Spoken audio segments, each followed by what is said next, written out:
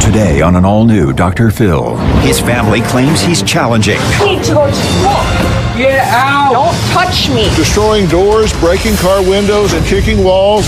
Misunderstood. So you weren't really talking about blowing up the bus? No. And who's to blame? He shoved me. How could he shove you into it if you weren't in there? I was in there. You just said you weren't. For his behavior. He's caught in the crossfire of all of these adults going back and forth and fighting. Plus, I don't think people have affairs for sexual reasons. I think they have affairs because A Grammy nominee. right when I'd step foot on the stage in front of 40,000 people, that's when it would hit my mind. If he only knew. A devastating secret. So you felt like a fraud the whole time. I felt like an imposter. Her inspiring story. It doesn't take as long to heal as it took to get hurt. Let's do it. Have a good show, everybody. Here we go. This is a safe place to talk about hard things. Stand by. We'll count you down. Today's going to be a changing day in your life. 5, 4. I am not giving up on you.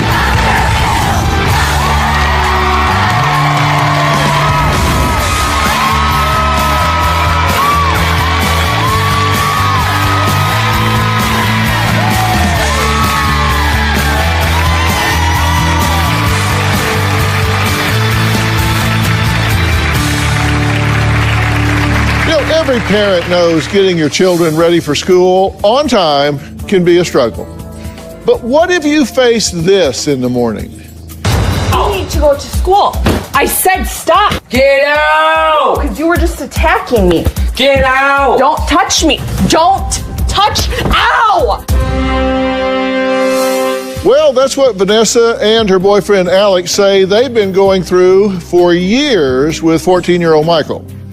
Now, Vanessa wrote in desperate for my help because she says her son goes, quote, off his rocker anytime he's told no, destroying doors, breaking car windows, kicking walls, and even ripping sheetrock off the walls. She says she wants her baby back. But her son has been explosive, unpredictable, and out of control since his father's suicide in 2019. Hit me in the face while I'm sleeping, you bitch!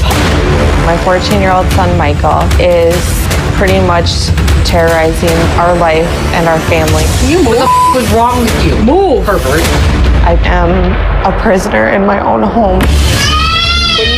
When you attack me, I'm not attacking you. you are. Don't touch me. It has gotten physical to a point where he's taken swings at me in the past. Do not hit me again. Stop! He is very hostile and aggressive towards me. I'm gonna break everything. He physically comes after me. Are you kidding me? You literally just threw this stick at me in my car. Could be something so simple as just repeatedly hitting me with a pillow. Get out! I need to go to school. I said stop. Stop it. I am becoming more and more afraid of Michael. When I came into Michael's life, he was 4 years old. I never tried to be his dad.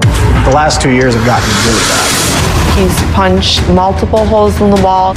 He does call me names. I'm a fat ass, a bitch.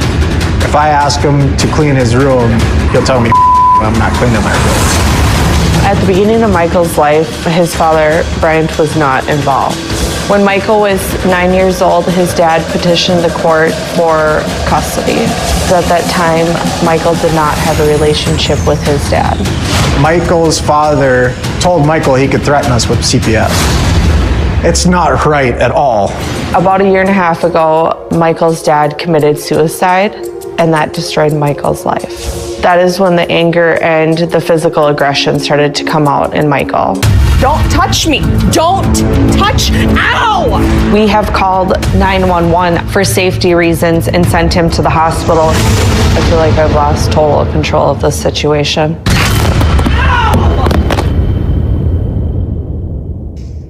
Okay, pretty chaotic. Yes, it's extremely chaotic. What do you think your primary mission is as a mother? Right now, my primary mission is to pretty much makes sure that I don't have to see my child 6 feet in the ground or behind a glass window. So you're doing damage control. Yeah, we're trying to, pretty much we're on the road of just trying to survive. We're pretty much walking on glass and it's cracking and pretty much almost falling out from underneath us. Alex, you've been in Michael's life since he was 4 or 5, right? Yes. But are there times where you do connect with him? It hasn't been in a long time. Long time. He was pretty much made to believe that Alex is a bad person and no matter what, he shouldn't have anything to do with him. When we talk about his behavior, most of it is pretty aggressive behavior. He was kicked off the hockey team for hitting another kid in the nose, right? Yes. He's hit you in the face. He's done $10,000 to $15,000 worth of damage in the house. We're talking about holes in walls, tearing off sheetrock, breaking doors, things of that nature. He's locked his grandfather out, grabbed a knife during an argument. He screams, hits the dog. I looked at his most recent report card and he had all Fs. Yes. I mean, across the board in all of his classes. When we were interviewing him on the phone, he cursed 29 times. So a lot of it is just kind of poor impulse control and just kind of doing what he wants to do. And there's a lot of anger and frustration there, right? You made the comment of he wants to do what he wants to do. That's a lot of it. Trigger points are because of that. We tell him to clean his room or you need to get up and go to school. It then becomes an argument because I don't want to go to school today. Yeah. And I'm not going to have to. And I'm going to fight you all the way to the end of it. Well, let me be very clear about a couple of things here. I'm not here to throw you under the bus as a parent, either one of you. You have to look at intentions. I think you have good intentions here. I don't think you're even being reckless. Sometimes people can do bad things on purpose, or they can just be so reckless that it's almost like they're doing it on purpose. You guys aren't being reckless. Listen, when you see this kind of behavior, you can bet he's miserable inside. Oh, he's very miserable. You just know he's miserable inside. This isn't the way a child wants to live. So we want to get him out of this as well. We want to get you guys some peace, get him out of this. We just want a hush to fall over this home in a positive sort of way. So just know that's my objective as we go into this. Now, we'll meet Michael right after the break.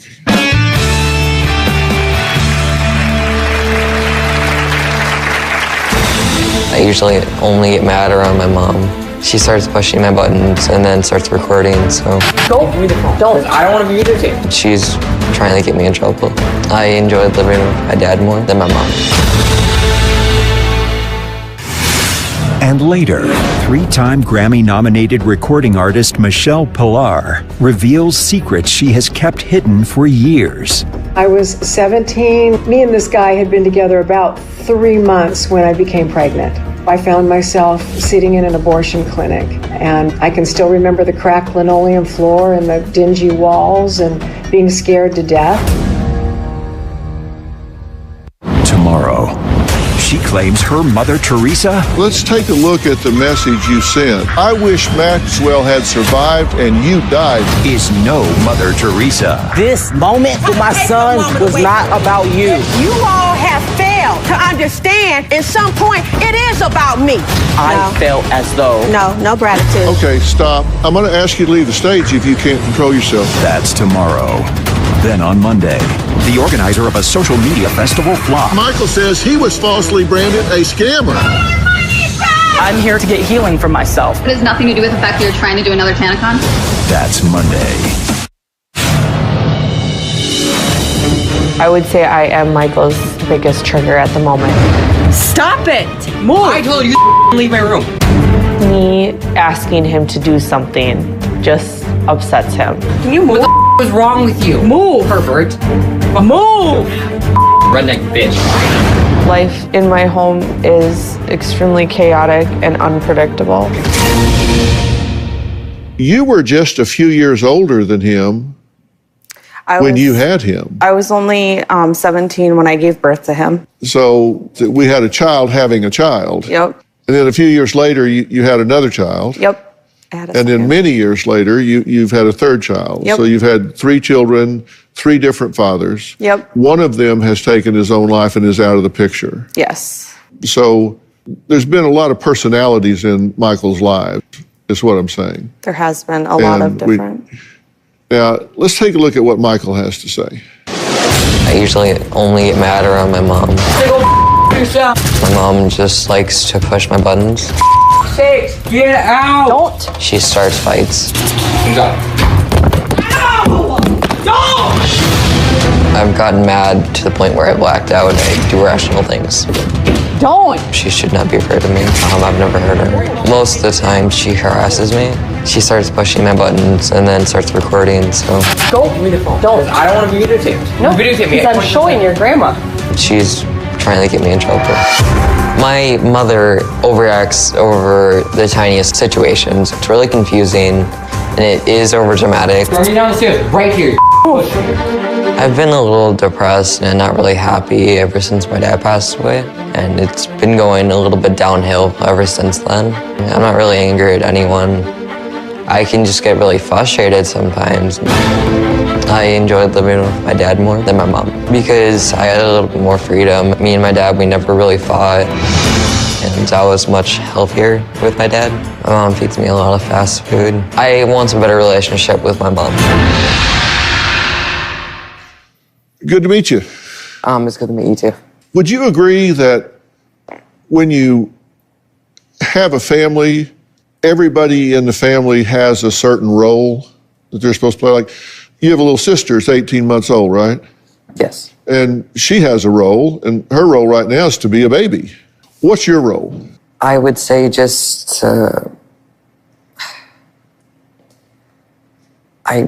my role is just to be a kid.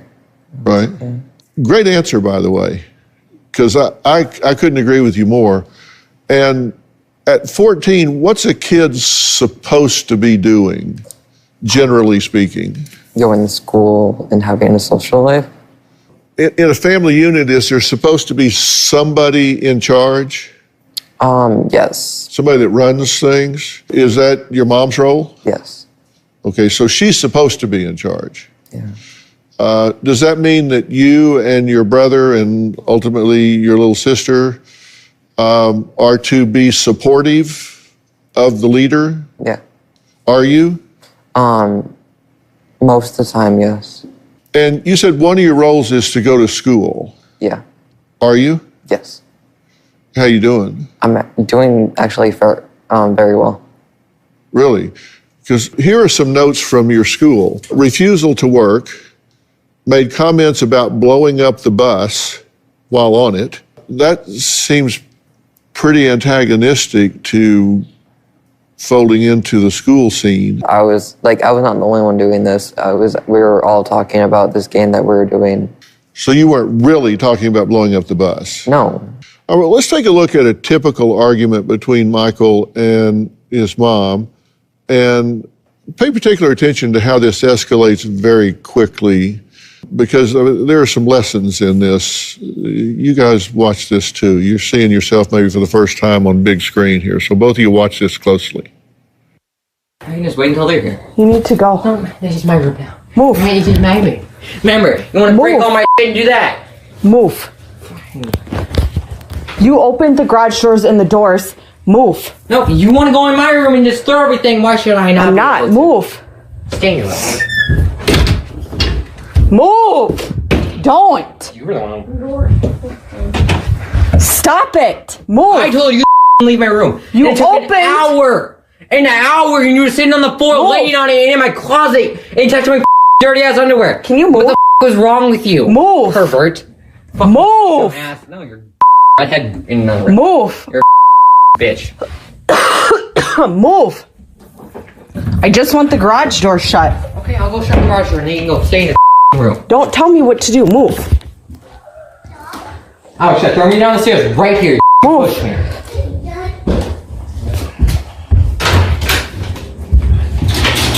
Go. Ow! Don't! Okay, Michael, you found that hard to watch. Why? Usually when this happens, when my mom records something like that, it's usually right after, like, she provokes me. Like I said in the video, she sat in my room for like 1 hour and just sitting there yelling, screaming, throwing all my stuff everywhere. Like, I just got a new dresser and she just threw like we have a dog's dish for water. She just threw it all over my bed and my dresser, and actually it's moldy, if you don't remember. Now. Well, hang on a second. Now, I want an honest response here. Seriously. Is that true? Had you been in combat with him preceding that video?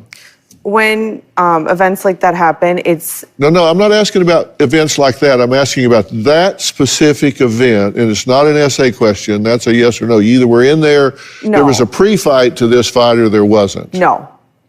So he's just totally lying. I would say yes.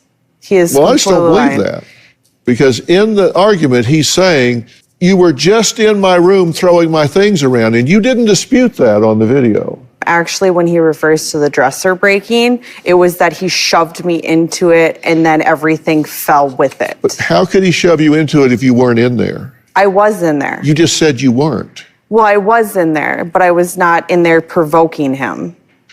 Coming up, Alex says that Michael has done $10,000 to $15,000 worth of damage to the house, and that he's also wreaked havoc at his aunt's house. Well, we'll talk about that and meet the aunt when we come back.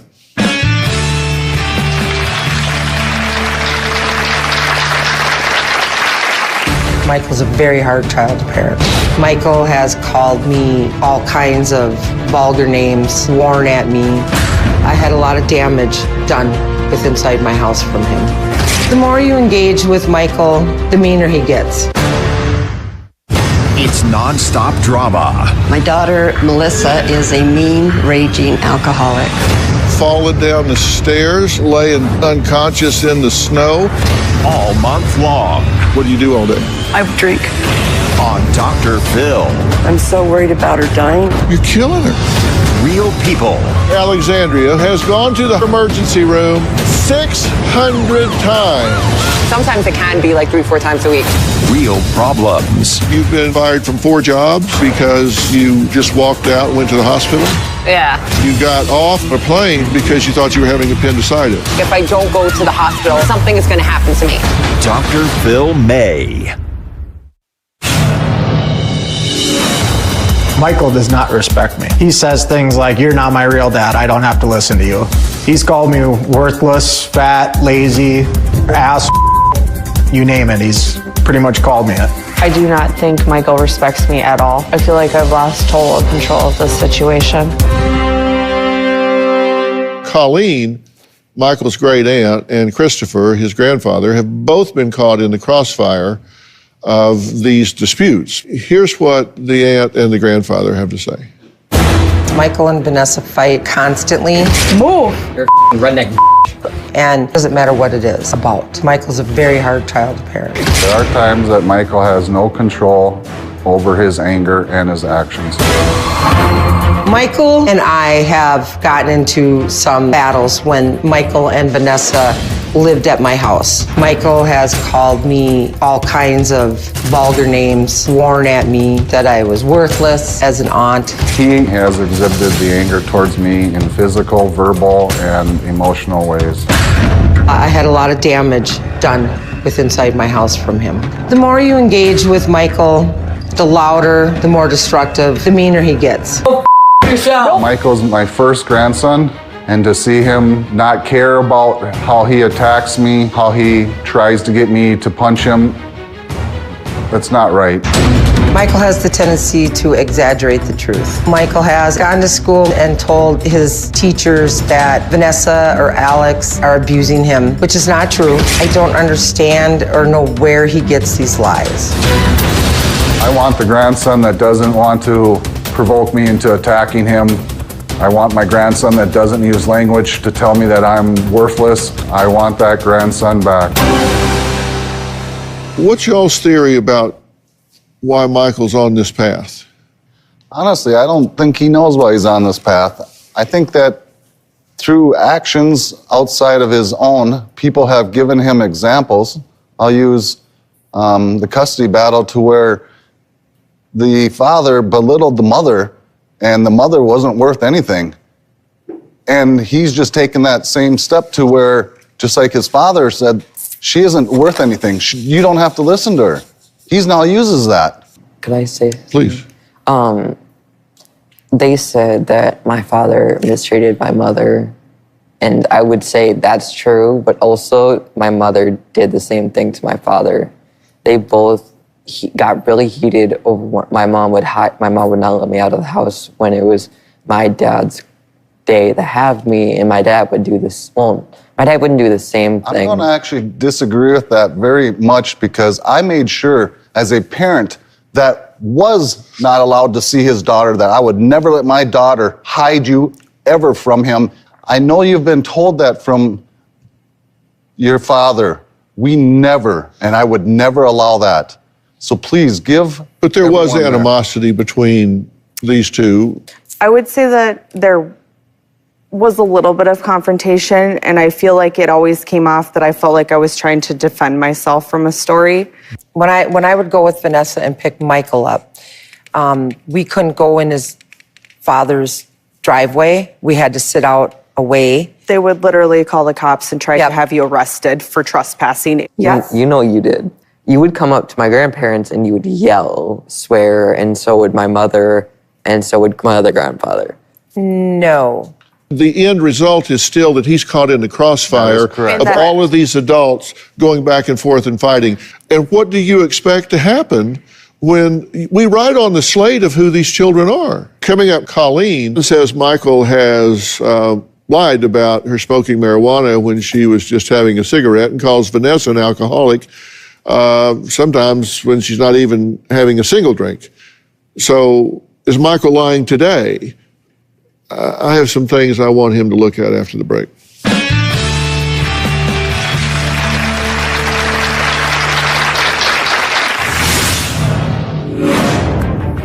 Anything in a country mile of this conversation that either of you are characterizing is so inappropriate to have between a mother and child. It is so off the chart. It is so... Well, the reason why there is no reason. Fill in the Blanks is back with all new shows that will provide you with the information you need to fill in the blanks in your life. I'm hosting top experts in brain health and behavioral science, the best women and children's advocates and visionaries who share their experience, strength, and hope with the important topics, including how to help children navigate the new normal and how to understand human behavior. An all-new season of Fill in the Blanks starts May 25th. Available on Apple Podcast and Stitcher. Michael does use a lot of bad language. Hit me in the face and go yourself. I would say that he swears regularly and uses the word and the B word. You're redneck. I do use curse words, but I learned it from my mom. I do use foul language now in front of him. I am not setting a good example for him when I do that. You know, Michael, I asked you what your role was. And you said, my role is to be a kid and to get an education and have a social life. And you're really exactly right about that. You know, Robin and I raised two boys, Jay and Jordan. And I told my boys growing up, you've got two jobs. One is to get an education, and two is to have a damn good time doing it. Your job, Michael, is to get an education and have a good time. And you're not having a good time. And this is happening in a situation where you're miserable and you're making everybody else miserable because things have happened. I mean, to lose I don't think he actually understands that he is making it that miserable, because when he does this, he tends to black out and not be there. Well, I think that may be pretty spot on. These are some quotes from you. You said, I feel out of control when I get angry. I go into a black rage. And then you said, I get amused by antagonizing and adding fuel to the fire. I usually do it for fun. Yeah, I said that. I would explain it as like if you're watching like the Joker movie, like he's sitting there and he's looking at you and then his Joker face comes on and he'll be like, ha, ha, ha, ha, and you just sit there and he's gone. Can you recall doing that? I remember this very, very well. She would come downstairs, she would turn on the light, and she would come downstairs, yell at me and antagonize me, saying jokes about my dad, saying how, oh, your dad's a piece of and you're ugly like him, and you're just a piece of you should go kill yourself. And that's what she would come downstairs and say to me. Is he right that you say these things to him? I told him once that I believe that his dad truly loved him and he did not hate me as much as he thinks he did. Because I said that there was only a few hours from the time that his dad died to the time that I picked him up from his house and he was the last person with him. So I said, I am very glad that your dad did not kill you. I have never said that I think he could or he should. It's more of that when I say something, he takes it out of context and changes the words. Okay, can I say something? She would say, hey, you're not worth going to jail. I wouldn't kill you. Why don't you go kill yourself, or I don't have to go to jail and pay a bail bond, and that and then you're lucky that your dad did not kill you, because he did hate you and he didn't hate me, and I was a miserable child. Are you saying you haven't had that conversation with him? I have never had that conversation that I recall. Well, anything in a country mile of this conversation that either of you are characterizing is so inappropriate. I agree. To have between a mother and child. It is so off the chart. It is so... Well, the reason why there is no reason. Can I give a few examples? We'll be right back. Awesome.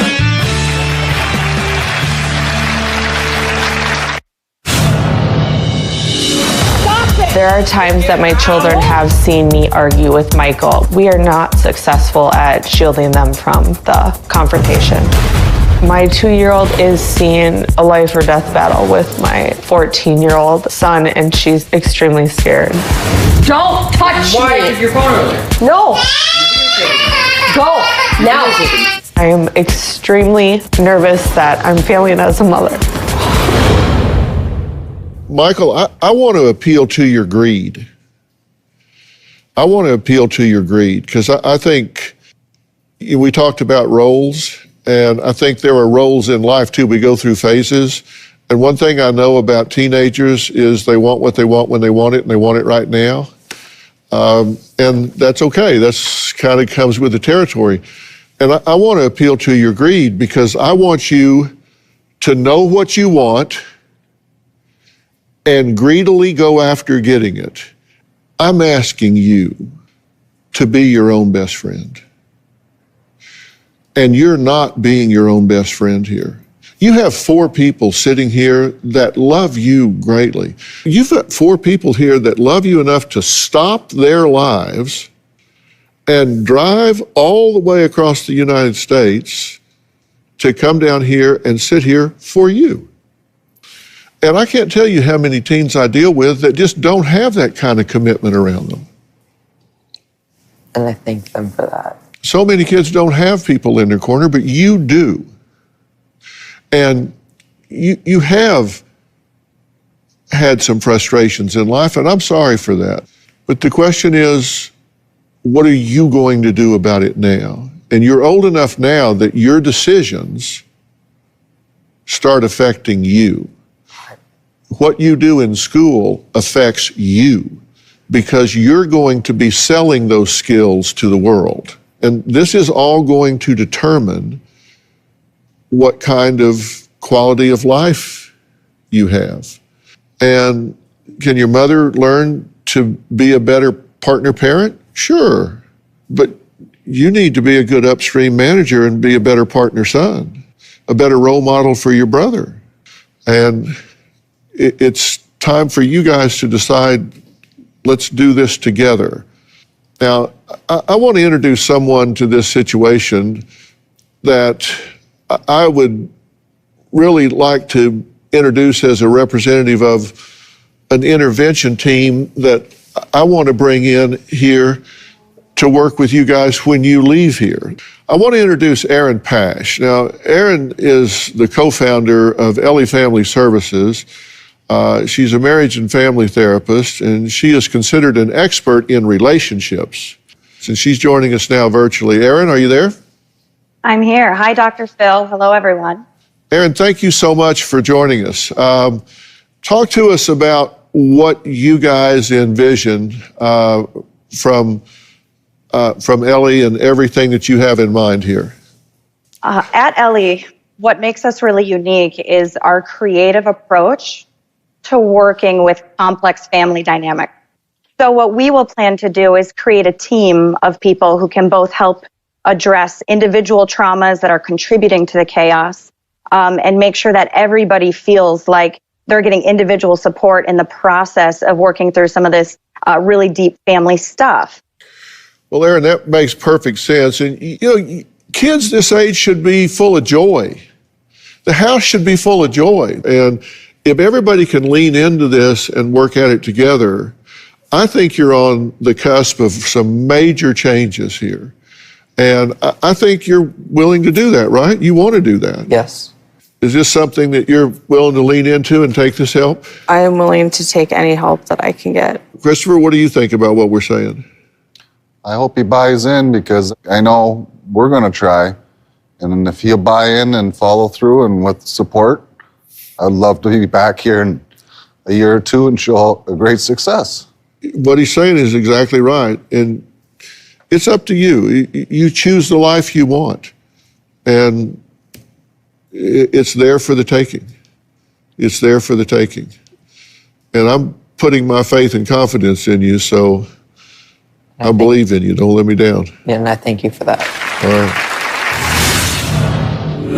I became a Christian actually 3 weeks after my abortion. So you felt like a fraud the whole time, like I'm pretending to be something I'm really not. I felt like an imposter.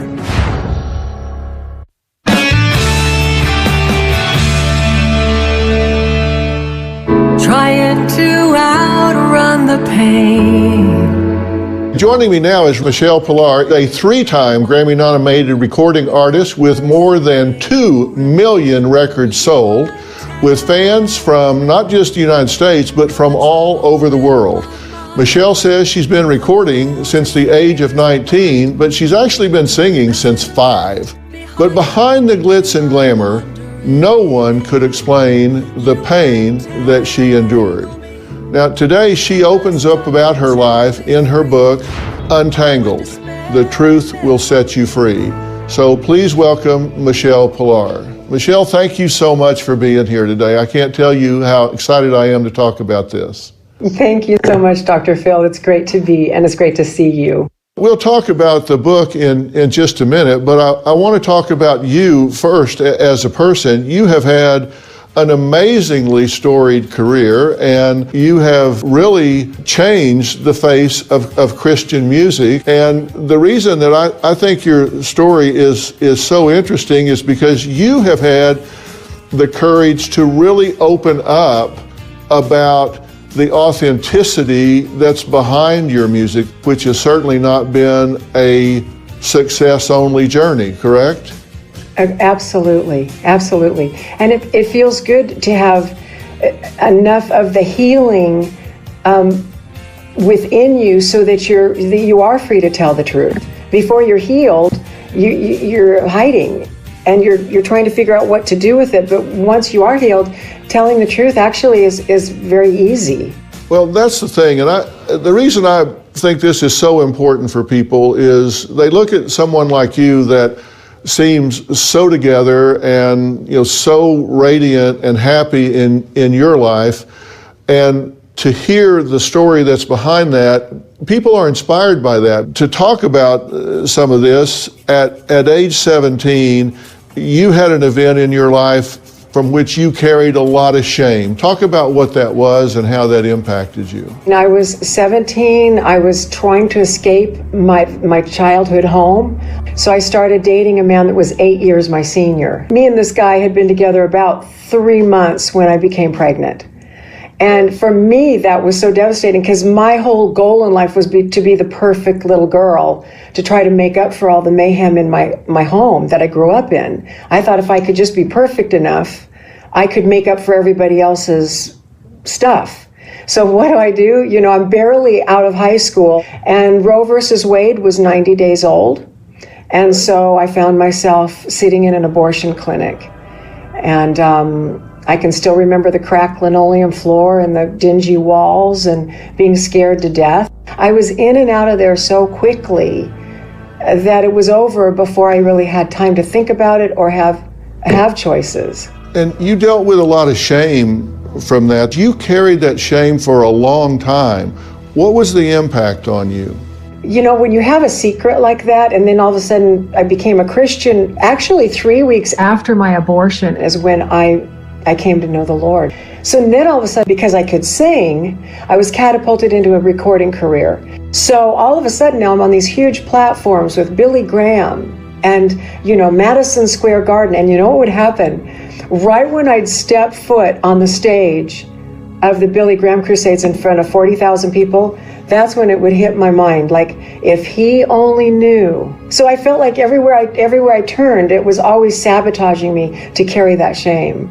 So you felt like a fraud the whole time, like I'm pretending to be something I'm really not. That's the perfect way to put it. I felt like an imposter.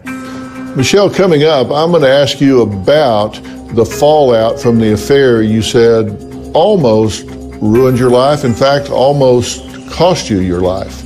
We'll do that right after the break. Tell me about that darkest moment when you said, okay, there's no point in going on. I was ready to take a handful of pills. I felt this presence come into the room. I began having a conversation with the darkness. Want to know what's coming up on Dr. Phil? Visit our website and subscribe to our newsletter. You'll get weekly updates, life strategies, and exclusive video that you won't find anywhere else. Plus, on drphil.com, you can see sneak previews of upcoming shows. Log on today.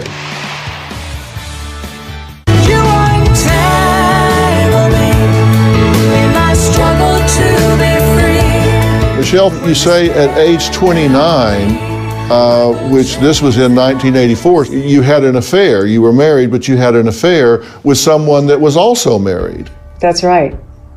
And tell me what impact that had. Well, you know, I don't think people have affairs for sexual reasons, if I can be honest. I think they have affairs because they've somewhere along the line, they've lost their voice. So you become attracted to somebody, and all of a sudden they're going to be the fix-all, end-all, be-all, and you go ahead and jump into the water and you find out, oh my gosh, I'm in the stew. And that's what happened to me. You said that it got so bad for you that it pushed you to the brink of suicide.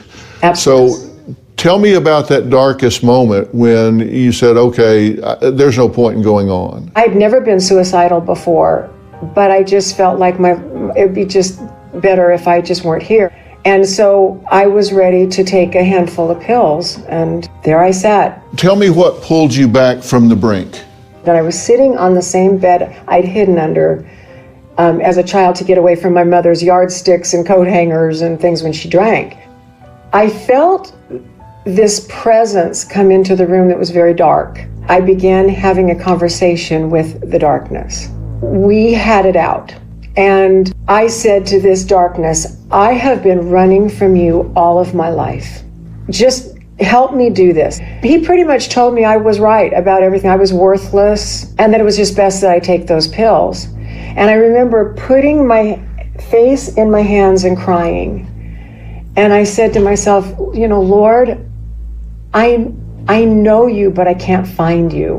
In that moment, I literally felt someone sit down on the bed next to me. And I knew exactly who it was. It was Jesus. Why did you decide to lay bare all of your secrets in book form? After I had spent about 10 years doing some really hard work, going to counseling, I really wanted answers. And then I was walking through my barn one day, and I just felt something in my belly stir up.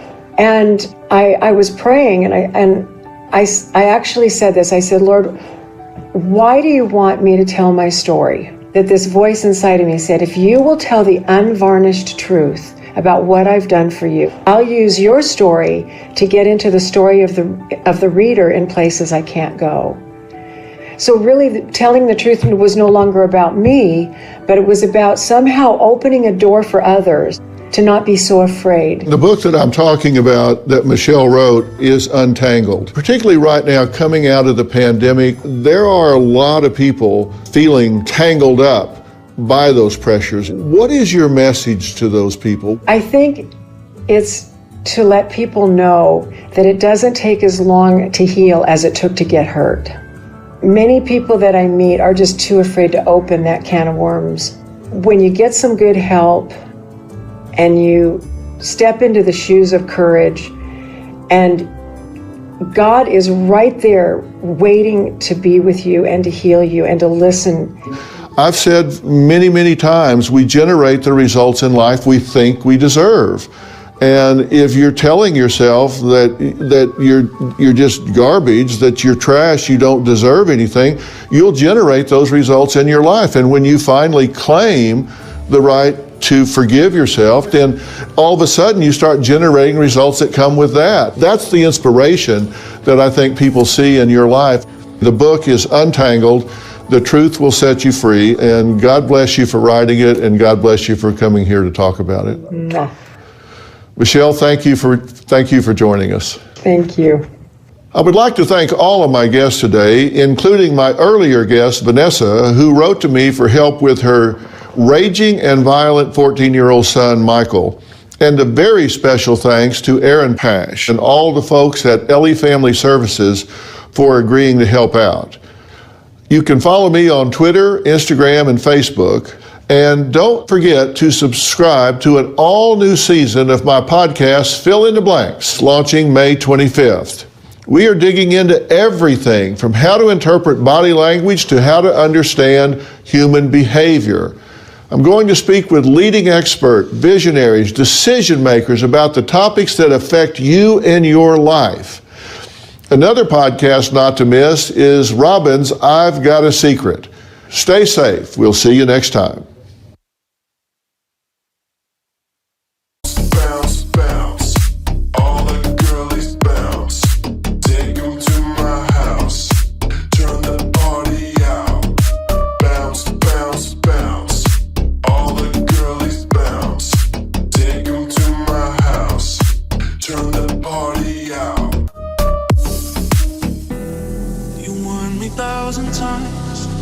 Memories can kill ya, but it didn't hear ya.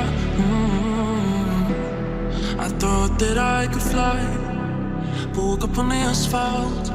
I swear there was the last stop. I've always been naive, call it